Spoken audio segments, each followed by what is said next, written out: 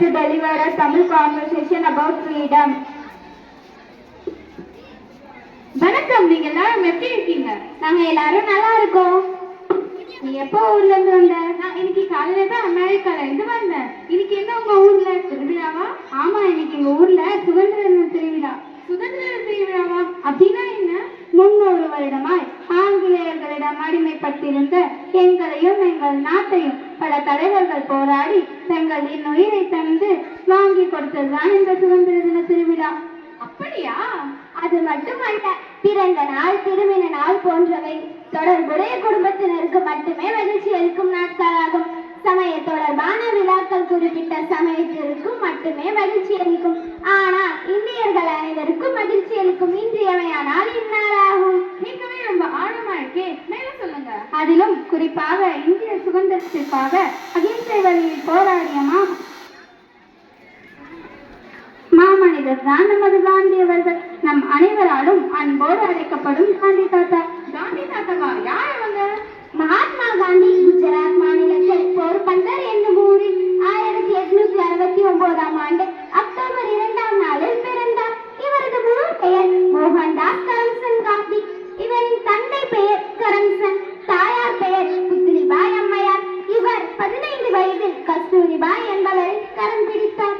இவர் இந்தியாவின் தேசப்பிதா என்றும் அழைக்கப்பட்டார். அருமை அருமை. காந்தி அவர்கள் லண்டன் பல்கலைக்கழகத்தில் சட்டம் பயின்றார். இவருக்கு மகாத்மா என்ற பட்டம் ரவீந்திரநாத் தாகூரால் வழங்கப்பட்டது. Wow, fantastic. செய் அல்லது செத்து மடி, டூ ஆர் டை என்பது இவரது முதன்மையான முழக்கமாகும். That sounds good. இவர் ஜனவரி மாதம் 30ஆம் தேதி 1948 நாதுராம் கோட்சே என்பவரால் சுட்டுக் கொல்லப்பட்டார். So sad. எத்தனை தலைவர்கள் வாழ்ந்து மறைந்தாலும் குழந்தைகள் முதல் பெரியவர்கள் வரை அனைவரின் மனதிலும் நீங்கா இடம்பெற்றுள்ளார் மகாத்மா காந்தி. சூப்பர்.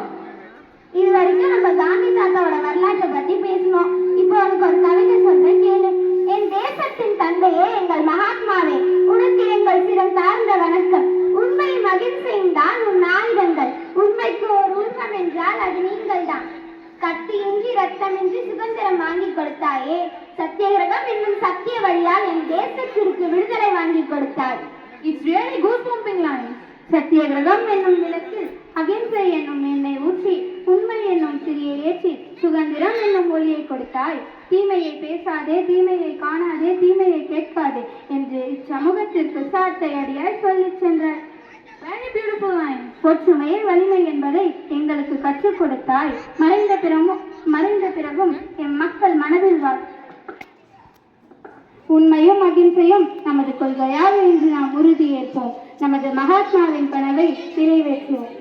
இவ்வளோ நேரம் காந்தி தாத்தா பத்தி ரொம்ப அருமையா சொன்னீங்க. அவரை பத்தி தெரிஞ்சுக்கல, எனக்கு ரொம்ப சந்தோஷம். மனதில்